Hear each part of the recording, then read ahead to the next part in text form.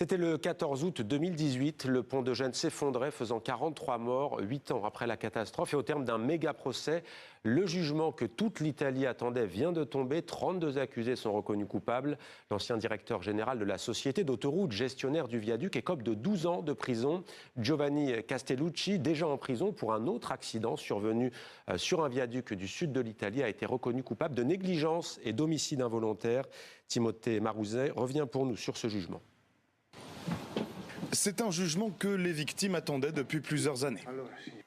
Giovanni Castellucci est condamné à 12 ans d'emprisonnement. Michele Donferri-Mitelli à 11 ans d'emprisonnement. Mauricio Ceneri et Emanuele De Angelis à 10 ans d'emprisonnement.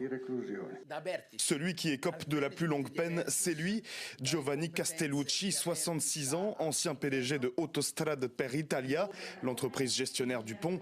Son sort est désormais scellé. Il est reconnu coupable de négligence et d'homicide involontaire. Monsieur Castellucci est déjà en prison alors qu'il est innocent. D'autres, comme vous le savez, l'ont suivi. Nous avons des raisons de croire qu'ils sont également innocents. Cette décision est un revers pour nos modèles de gouvernance. Certaines réalités complexes deviennent ingérables. L'épilogue de 4 ans de procédure judiciaire, 57 accusés à la barre, dont 32 définitivement condamnés. La fin aussi d'un long combat pour toutes les familles des victimes. J'ai perdu ma sœur, ses 2 enfants, mon beau-frère et un petit chien. C'est donc là qu'est née ma détermination à faire en sorte que justice se soit rendue et que leur mort ne soit pas vaine. Il est 11h36 à Gênes, ce 14 août 2018. Sous une pluie battante, le pont de Brooklyn, comme l'appellent les habitants, commence à se fissurer. En quelques secondes à peine, il se disloque avant de s'effondrer. Un morceau de tablier long de 200 mètres s'affaisse plus bas dans la vallée.